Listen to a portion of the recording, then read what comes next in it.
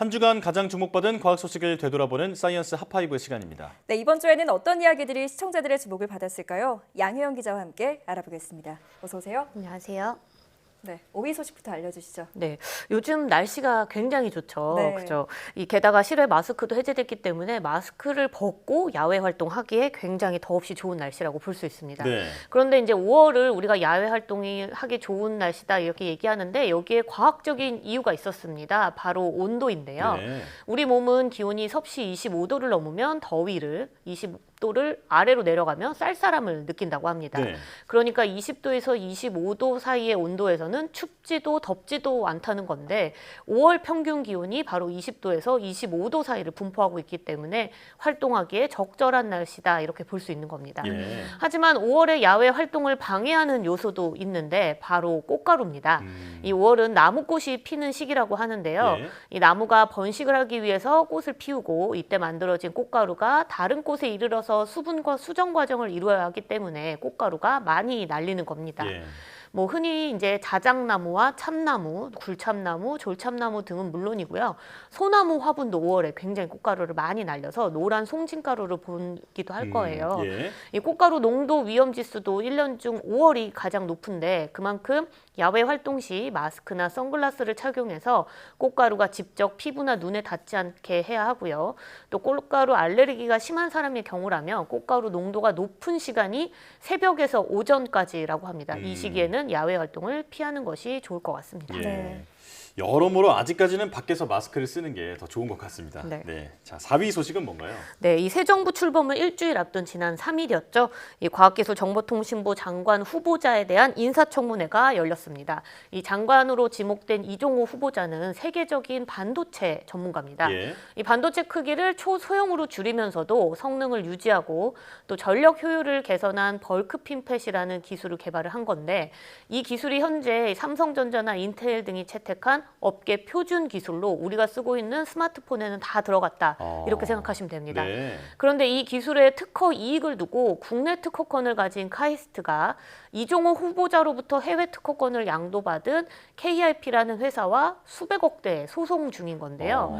네, 이 민주당은 그 카이스트가 과학기술정보통신부 산하기관인 만큼 이 후보자가 장관이 되면 이해충돌 관계가 발생한다 이렇게 주장을 했습니다. 예. 네, 이 밖에도 이 후보자가 서울대 교수 재직 시절 학회 참석 때 아내와 아들을 동반했던 아빠 찬스 의혹도 있었고 또 증여세 탈루 의혹도 있어서 청문회에서 이와 관련된 질문도 굉장히 많이 쏟아졌는데요. 예. 네. 이에 대해 이종호 후보자는 어떻게 답변을 했냐면 특허에 관련해서는 계약서에 명시된 지분만 내가 받기 때문에 이해관계가 없다 이렇게 설명을 했고요. 탈세 의혹에 대해서는 당시 세무 지식이 없었고 일에 집중을 하다 보니 그런 디테일한 부분까지 알지 못했다면서 당시에 법무사에게 일임해서 시키는 대로 했던 것이다 이렇게 답했습니다. 네. 인사 검증을 철저하게 이어가던 이 국회 과학기술정보방송통신위원회는요. 청문회 종료 후 전체 회의를 열고 이종호 과기부 장관 후보자에 대한 적격 사유와 부적격 사유에 대한 의견을 모두 적은 인사청문회 보고서를 채택했습니다. 네. 지금까지 인사청문회를 마친 윤석열 정부의 1기 내각 인사 9명 중에 청문 보고서가 채택된 건 이종호 후보자를 포함해서 단 3명뿐입니다. 예. 네. 자, 이어서 3위 소식도 새 정부 관련 소식이네요. 네, 그렇습니다. 이 윤석열 당선인이 후보 시절부터 사실 지금 현재 탈원전 정책을 폐기하고 원전 강국으로 나아가겠다 이런 이야기를 많이 밝혔잖아요. 네. 이번에는 새 정부의 국정 과제로 원전이 녹색 분류 체계에 포함되게 됐습니다. 이게 어떤 의미냐면요. 원전을 친환경으로 보고 원전에 대한 투자를 친환경 투자로 보겠다 이런 겁니다. 네. 이거는 이제 유럽연합 EU도 지난 2월 원전을 녹색 분류 체계로 포함시켰던 일이 있었는데요. EU는 당시 탄소 중립을 위해서는 우리가 모든 수단을 사용을 해야 된다면서 원전의 안전성을 강화하는 조건을 달아서 녹색 분류 체계에 포함을 시켰는데요. 네. 이때 단 조건이 뭐냐면 2050년까지 고준위 방사성 폐기물 처분장을 확보하고 또 2050년부터는 사고 저항성 핵연료를 사용하는 조건을 다룬 겁니다. 예. 인수위도 EU의 사례를 들면서 오는 8월까지는 우리도 그 원전을 녹색 분류 체계에 넣겠다 이렇게 제시를 한 겁니다.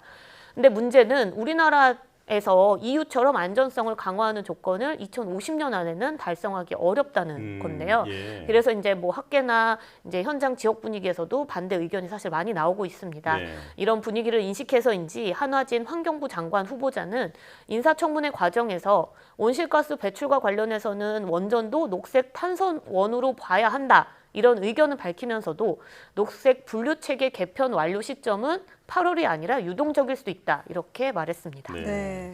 원전 산업의 방향이 또 한 번 바뀌게 될 것 같은데요. 사실 정권을 떠나서 이 녹색 에너지의 그 전환은 반드시 해야만 하는 일이니까 장기적인 로드맵이 꼭 마련돼야겠습니다. 자, 2위 소식은 코로나 관련 소식이군요. 네, 그렇습니다. 이 김부겸 국무총리가 마지막 코로나19 중대본 회의를 주재했죠.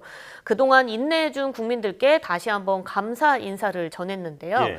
특히 전 세계 어느 나라보다 철저하게 마스크를 쓰고 또 방역 수칙을 잘 지켜준 국민들 덕분에 우리가 코로나19라는 위기를 이겨냈다 이렇게 평가했습니다. 예. 또 이어 일상 회복이 늦었다는 비판의 목소리도 물론 있었지만 객관적인 수치만 봐도 우리의 방역은 성공적이었다고 평가받아 마땅하다 이렇게 밝혔는데요. 예. 이는 인구 대비 누적 사망률은 0.04%, 또 누적 치명률은 0.13%로 이 OECD 국가 중에 최상위권에 속하기 때문입니다. 예. 네. 이 김부겸 총리는 다음 정부에서도 잘 대처해 나갈 거라 믿는다 이렇게 말하면서 국민의 생명이나 안전과 직결된 문제인 만큼 방역에는 정쟁이 끼어들면 안 된다고 강조했는데요. 네. 위기가 완전히 끝날 때까지 결코 자만해서는 안 되고 또 그렇지만 온 국민이 협조와 인내로 이룬 방역의 성과를 근거도 없이 우리 스스로 폄훼하는 것도 함께 경계해야 한다 이렇게 힘주어서 말했습니다. 네. 지난 2년, 3년 정도를 돌이켜보면 세계적인 팬데믹 상황에서 우리가 초반부터 대규모 진단 시스템을 갖추고 또 엄격한 감염자 추적 및 격리 관리를 통해서 확산을 효과적으로 억제했잖아요. 네. 네. 이 백신 확보에서 물론 다른 나라보다 조금 늦기는 했지만 누구보다 빠르게 접종을 진행해 가면서 국민의 86.8%가 백신 접종을 완료해 지금의 안정세를 유지하고 있지 않나 이렇게 생각이 들고요. 예. 또 국민의 협조와 희생 그리고 또 방역 당국의 역할이 모여서 성과가 나온 건데 물론 아쉬운 점이 없는 것도 아닙니다. 손해를 감수한 소상공인에 대한 보상이 적은 점으로 많은 불만들이 커지기도 했고요. 그렇죠. 또 마스크 의무 착용, 또 백신 접종, 자가 진단 키트 적용 이런 새로운 방역 정책이 도입될 때마다 수급 불안이 뒤따르기도 했습니다. 네. 그리고 아직까지도 뭐 격리 병상이 부족하고 전담 의료진이 없는 것, 또 감염병 전문 병원이 적은 것도 앞으로 극복해야 할 부분이라고 봅니다. 네.